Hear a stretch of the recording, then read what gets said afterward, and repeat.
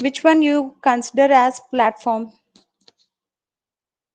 Platform means whatever softwares you are using, like which operating system you are using, what type of operating system it is. So everything, I mean, what are the different softwares you are using to edit. So whatever platform you are using, you can able to use your program without any recompilation. So what is the meaning of platform independent? Without recompilation, you can able to run your program in another platform. What is another platform? For suppose if you develop the program in Windows operating system, and if you want to run the program in Linux operating system, I mean Linux environment, you can able to do that without any recompilation. But whereas if you compare C, in C you can't do that, because in if you change the environment, you have to recompile the program. No need of remodification, but you need to recompile the program in the case of C. So this is one of the feature of Java, that is platform independent, and it is simple. So we can easily learn Java, and you have very good rich in libraries. So you have lot of libraries, and if you import that libraries, you can able to use built-in functionalities. So you can reduce whatever code you have to write. Next, Java is more secured language. What do you mean by secured language? Secured means outsiders can't able to grab your information or data. In the if I consider in the case of C, C is mostly focused on code. C is mostly focused on code, whereas Java, it is focused on data, whatever data you are storing. So Java was going to secure your data so that outsiders can't able to read your data or read your information. Next, architectural neutral. What is architectural neutral? So Java is not going to based on architecture, whatever architecture you are using, like what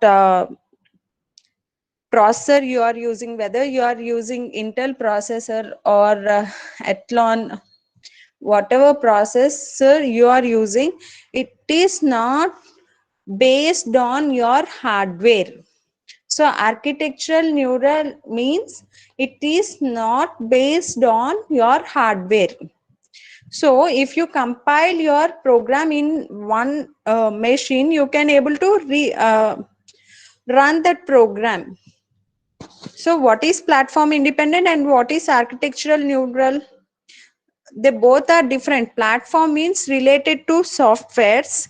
What are the softwares you are using for? Even though two systems having same hardware may have different softwares. So in the same way, two machines having same software but different hardware.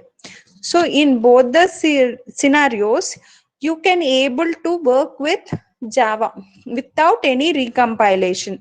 So that is the difference between architectural neutral and platform independent. In most of the vivas or in the interviews, they will ask you the difference between these two. And what do you mean by portability?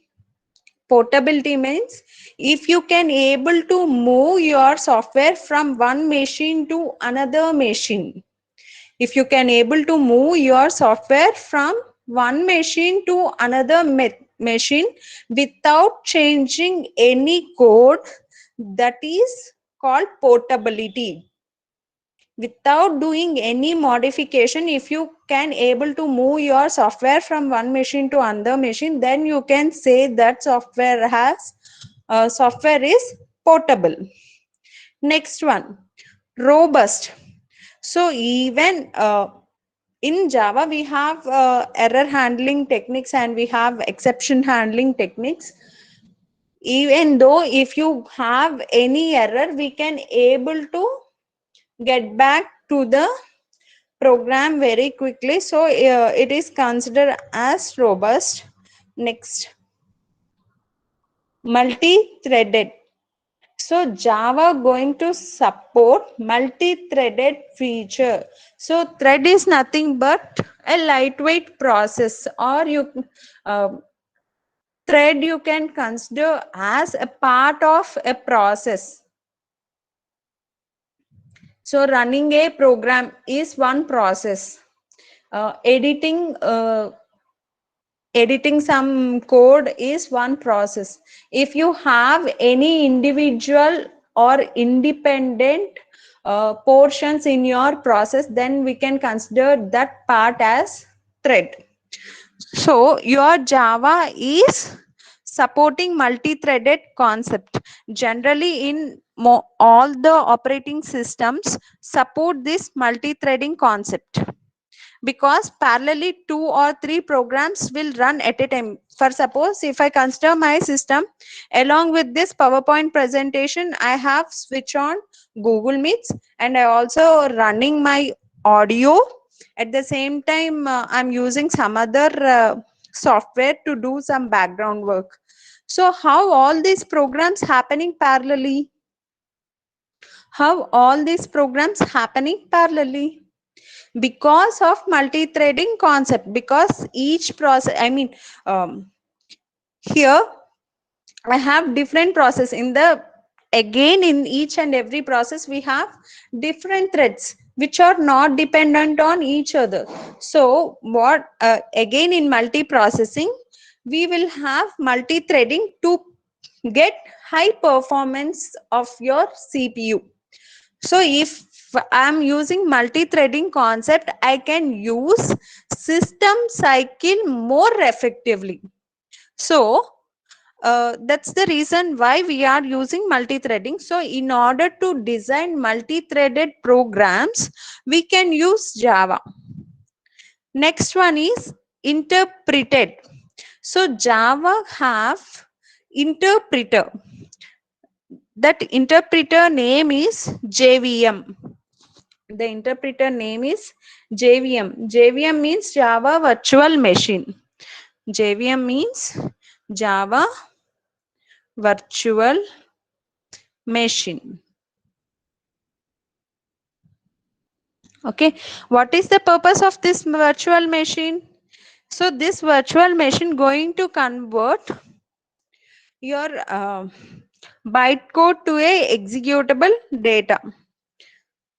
So this bytecode is independent of architecture as well as platform. So in order to execute that bytecode, we are going to use this JVM machine. So if you have any Java related applications in your system, for sure you have to install this JVM. Okay. Next one is Java provides you with high performance because we are using JIT compiler. That means just in time compiler. So what is the purpose of compiler and interpreter? For suppose in Java our source code is converted to bytecode. This process will be done by the compiler. From bytecode to executable format, which one will convert this one? It is performed by JVM. So JVM will convert bytecode to executable code, and just in time compiler going to convert your source code to bytecode. So why I'm using compiler and interpreter? So to have high efficiency and to have platform as well as architectural neural. So we are using both of them. So what is the functionality of compiler? What compiler do? Anyone knows what is the difference between compiler and interpreter? Anyone of you know what is the difference between compiler and interpreter?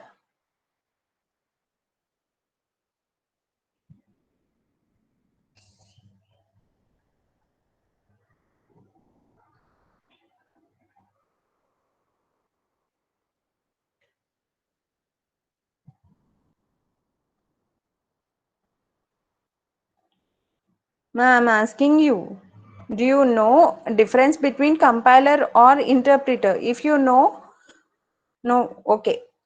Then I will explain you. So what is compiler? As you already work with compiler in C, what is the working of compiler?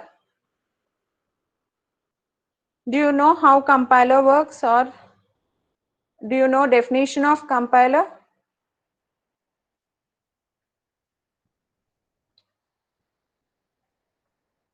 Okay, ma. What compiler do means, if there is one file, if I have one file in which I have program, let's consider it as C program or Java program. What compiler do means, it will read the complete file. What it will do? It will read the complete file at a time and produce errors. If we have any errors in the file, it will produce the errors. If the file does not have any errors, it was going to produce the output file. For suppose in the case of Java, the output file is bytecode. So in the same way, in the case of C, what is the purpose of compiler? Compiler will produce the object file.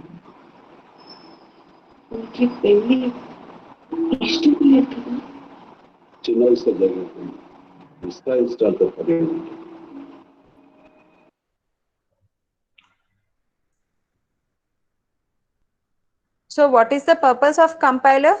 Remember this. This is also one of the Viva question. So what is the purpose of compiler? Compiler going to read the complete file at a time and it will produce errors, if any. If there is no errors, it was going to produce the next level, I mean executable file, or in the case of Java, it was going to produce bytecode. In the case of C, it was going to produce object code. Okay. Then what is interpreter? What is interpreter? Interpreter means it also going to convert your source code to some executable code. Then what is the difference between interpreter and compiler means? In interpreter, read only one line at a time. Only one line. Every time interpreter will read one line at a time and it will check whether syntax is properly written or not. Is there any errors in that line or not? If there is no errors, it was going to give the output for that particular line. Whatever the functionality that was there in that particular line, that functionality will be executed. Okay. What is the purpose? I mean, if there is one error in the first line, our interpreter will stop at the first line itself and it will shows the error. If I clear error in the first line, again it will run the program line by line. For suppose if I have another error at the fifth line, again interpreter will stop executing at the fifth line. So if I give the same program to compiler, what it will do? It will read the complete line and it will produce, there is so and so error at line 1, so and so error at line 2, and so error at line 5. So it was going to produce all the errors at a single stretch, whereas in interpreter we are going to read line by line. That is the difference between interpreter and compiler. Both interpreter and compiler going to convert your high level language to machine level language. That means which is not understandable to the user. Next, your Java can works in distributed environment. So one of the feature for Java is distributed. What is distributed environment? So we can work with multiple users. So I can able to develop an application where that application can be run in multiple machines at a time. For suppose one of the example for that type of applications is your browsers. So for suppose if you want to write your own code, you can develop either client side code or server side code using Java. Using Java language, you can able to build it. So Java is very efficient in the area of distributed environment. You have multiple environments. At present, I'm working in single machine. So this is single environment, or there is no dependency in my environment. For suppose in your labs, so every machine is connected to other machine, and all these machines will be supervised by one master machine, that is called server. So if you have client server architecture, or if there are 5 machines which are connecting with each other to work concurrently or collaboratively, so then also you can develop, I mean, Java application can be executed in all these type of environments. Then Java is dynamic. What do you mean by dynamic? You can able to create your information, or you can able to access your information during runtime. So because objects are generally created at runtime, so that's the reason why it is dynamic. We don't have any fixed results or fixed outputs, or we are not going to define the size for the fixed memory. Everything will be allocated. Whatever the memory allocating for objects or variables, everything will be allocated dynamically in Java. Except we have some exemplary cases, like we can use local variables, global variables. I'm not talking in that scenario. For objects, we should declare them runtime. So we never declare any objects during compile time. So next, where Java uses. So where we are going to use our Java application. Java is a general purpose programming language. What do you mean by general purpose programming language? General purpose programming language means by using that programming language, we can able to develop different uh, environment related programs. Then we called it as general purpose. We have specific purpose programming languages also.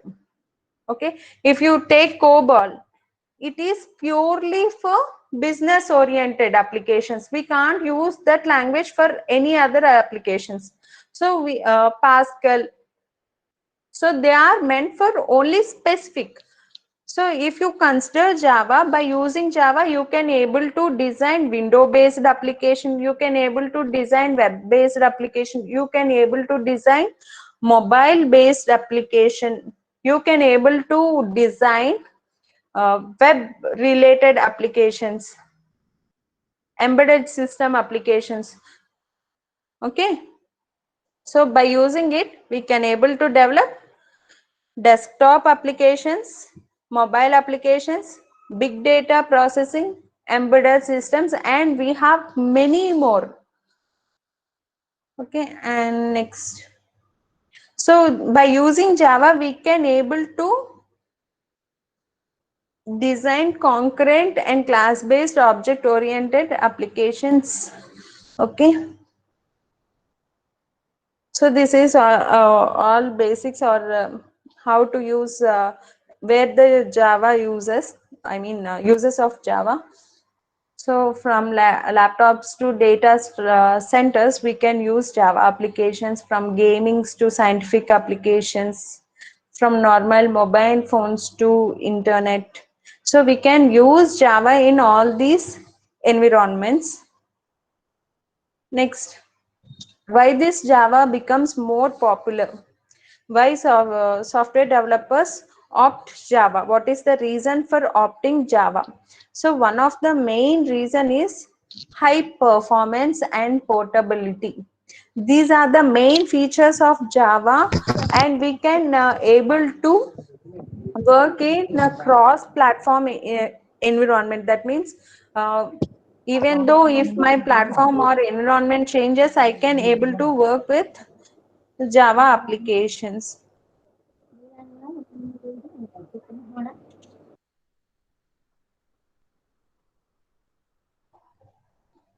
So here we have some statistics of Java, that is 97% of enterprise desktops runs Java and 9 million Java developers worldwide. These are some statistics about Java, where we are using Java and how many using Java, everything.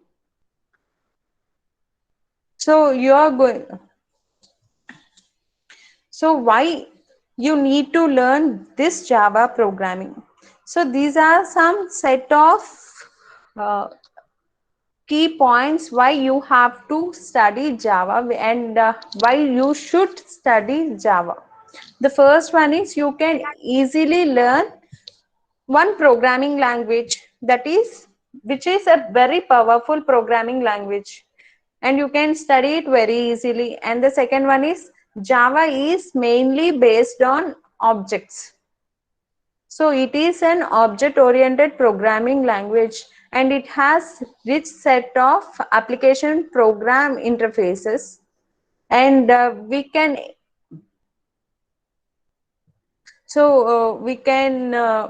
use these powerful development tools. I mean Eclipse, NetBeans. So all these powerful IDEs are developed based on Java, and we have rich set of libraries, and we have very wide community support. What do you mean by community support? If you have any problems in Java, if you go to their forums for any programming languages, there will be some forums. If you go to the forums, or if you go to the community, if you raise some error, they will set that error and they will get back to you. And Java is one of the freeware, that means you can freely download the software and you can able to work with that software, and you have documentation support for Java. That means whatever new feature they are adding to the new versions, everything will be available in the website, the concerned Java website. Next, Java is platform independent, and we can use Java everywhere, and you can see Java related applications everywhere. So these are some of the important points why you should learn Java. And one more thing, in Java we have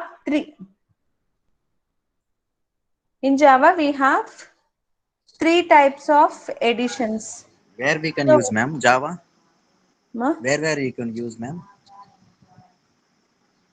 Where we can use Java, ma'am?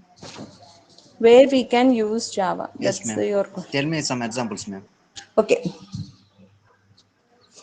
For suppose in your you have our college has CS admin portal. Do you have any idea? What, ma'am? CS portal, college admin portal. Do you have idea? College portal. I know, ma'am. You know? So Yes, ma'am. that portal is purely developed based on Java. Okay, ma'am. So most of your website browsers, I mean server side applications are developed based on Java. That means in Java they will use either JSP or servlet programming to develop their server side programs. And you can able to develop many Android applications by using Java, and you can able to build lot many desktop applications. So desktop applications are nothing but which is installed in one machine. So మీరు super మార్కెట్స్కి వెళ్తే వాళ్ళు stand alone applications ఉంటాయి. So we can able to develop those type of applications using Java. Okay, okay, ma'am. So you can also able to build your own games. You can create your own mouse events like మీరు ఒక web page create చేసి if you want to click, I mean ఒక click చేయగానే దానికి ఎలాంటి outputs రావాలి అవన్నీ మీరు డిజైన్ చేయగలరు with the help of Java. So again in Java we have three editions. So those three editions are, first one is JSE, second one is JEE, and third one is JME. JSE means Java Standard Edition, JEE Java Enterprises Edition, JME Java Micro Edition. Java Standard Edition, Java Enterprises Edition, Java Micro Edition. So what is the purpose of Java Standard Edition? So by using Standard Edition, you can able to build basic uh, standalone applications. You can able to build web-based applications, everything. So you are going to study this Java Standard Edition. So what is JEE? It is purely meant for business related applications and e-commerce related applications. So it will be used by company people. For suppose that company is supporting any e-commerce applications or e-commerce uh, clients, the clients who deals with e-commerce, for those type of applications we have to use JEE. So they have their own set of frameworks. So they need to learn that frameworks and they have to build applications based on those frameworks. And next one is Java Micro Edition. Based on Java Micro Editions, we can able to build Android applications like mobile applications. So in order to develop any mobile applications, you have to install this JME edition. For in the CAS application చెప్పాను కదమ్మా, for all those type of applications JSE is used, or JSE is sufficient. So in this course you are going to study about all the features and workings of JSE. How, what are the different things that are present in JSE, and I'm going to explain each and every feature in JSE.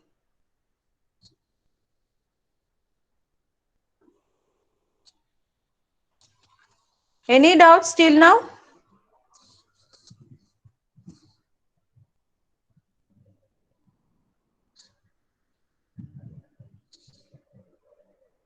Do you have any doubts till now?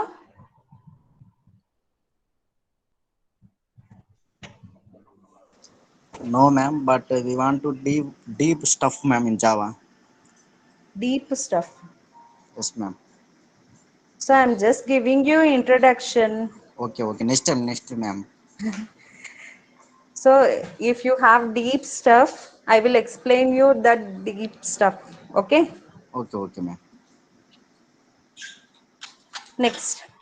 So in first unit, we generally talked about what is identifiers, I mean introduction to Java, and what is identifiers, data types, variables, uh, control statements, conditional statements. We will discuss about all these basic statements. Then we will talk about some advanced topics. So I can't able to teach you from A to Z in Java in one class. Yes, we have this complete one semester. In this semester, you are going to study about all the basics of Java.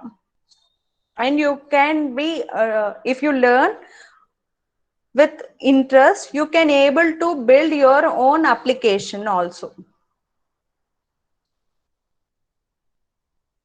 Next. Moving on to identifiers in Java. I think you can able to view this. Identifiers. What do you mean by identifiers? So I think you studied in C. What is identifier in C? Wide man. Void main. My identifier is not void main. Identifier will gives some identity. So it will give some name to variables, classes and methods in case of Java. Whereas in C, it will give some identity to variables and functions. So Here whatever class. functions, Here we are using class, no? yes, we have classes and methods, and I will explain you what is class, what is methods. Don't be hurry, I will explain you. Because class and objects are main heart of Java. If you understand what is object and what is class, you can able to design any sort of application. Okay, first learn Okay, ma'am. basics of Java, I mean basics of programming. Then I will explain you main object oriented features. So we have main 5 properties in any object oriented programming language. So we have multiple object oriented programming languages, not only Java. Okay, we have main 5 properties. So what are those 5 main properties? Means first one is object, second one class, um, object, I mean we can consider both object and class as one property. Next we have encapsulation, next abstraction, next we have inheritance, and we have polymorphism. Any programming language which support all these 5 will be called as object oriented programming language. Any program which supporting objects and class, encapsulation, abstraction, inheritance and polymorphism. So if any language support these 5 properties, then we call that language as object oriented programming language. So first learn all the basics in programming language, then I will explain you these 5 properties, then we will go with advanced topics.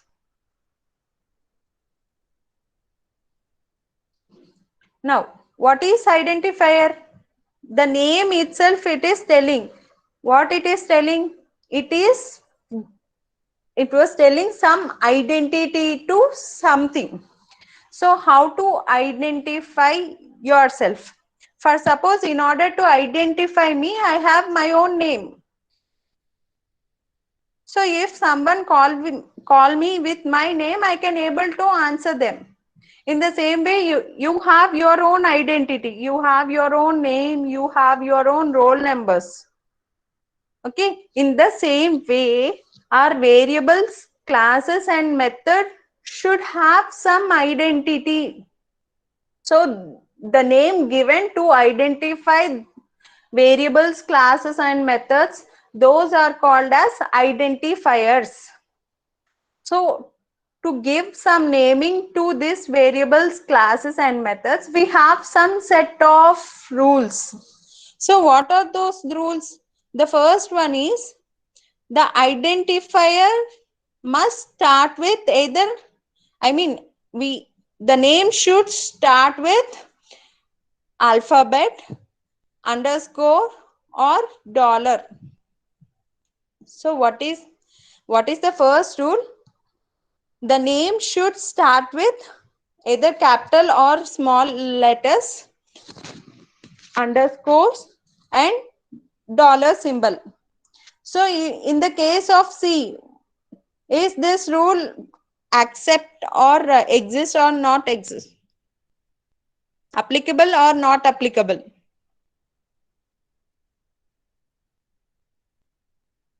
So in C, identifiers must start with alphabets and underscore but not with dollar. But whereas in Java, we can start our uh, variable names or class names or method names with letters, underscores and dollar symbol. And next, in our identifier, we should not use special symbols like punctuations, like full stop, comma, spaces, dashes, um, and whatever special symbols we have, like percentages, hash. We should not use other special symbols. We can able to use numbers. So first rule is must start with alphabets, underscore and dollar symbol, and identifiers should not contain punctuation, spaces, dashes, or simply we can say all special symbols except underscore and dollar. And the third one is identifiers are case sensitive. What do you mean by case sensitive? While declaring, if I write it as age and in the later point if I want to use the variable, there I used it with capital A, then the compiler can't able to identify these two variables as single variable. So if I declare any variable with one format, I have to use the same format while using that variable. That is what case sensitivity. Next one is the identifier name should not start with digits. Identifier name should not start with digit. And white spaces is not permitted as already told. So here you can see some set of valid identifiers and invalid identifiers.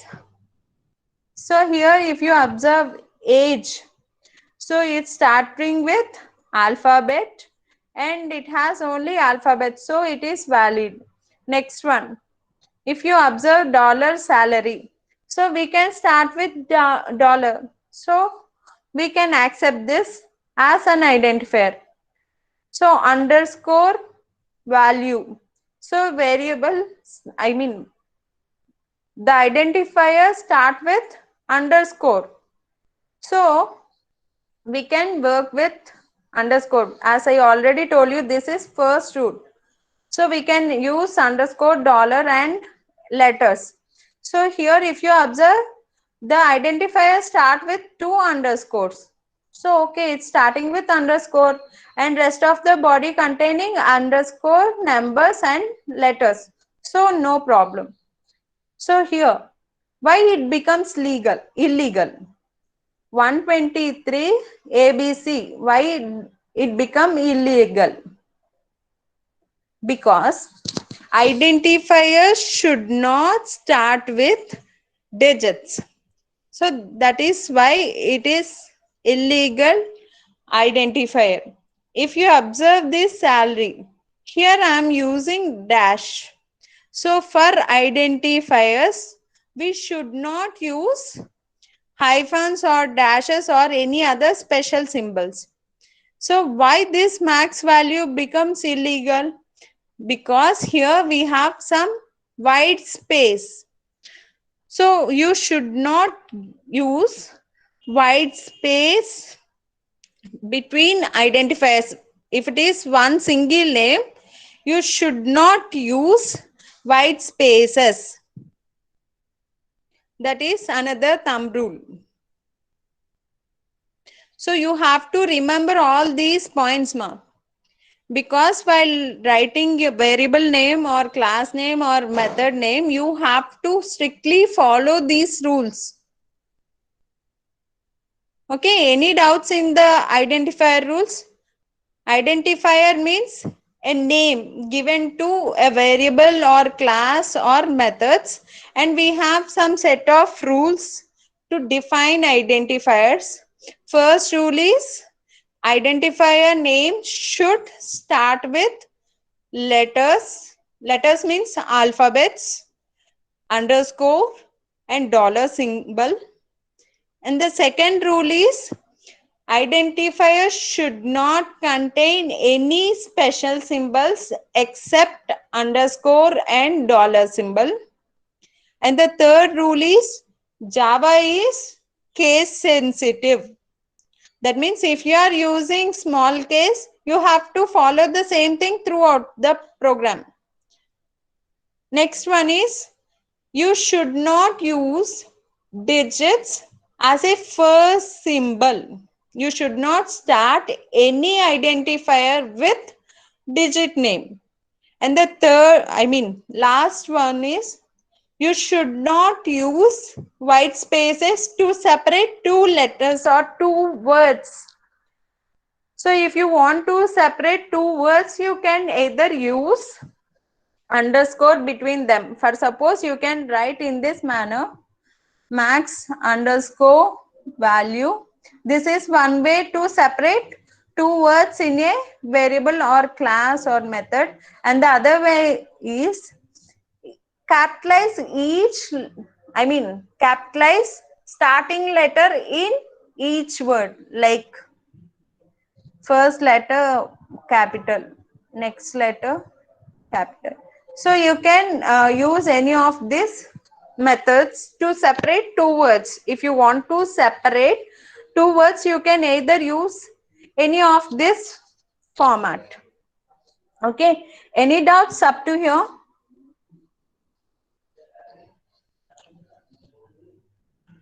So any doubts in Java features and identifiers? Ma, Java features is one of the very, very important question, and identifiers is also important. Up to now, do you have any doubts?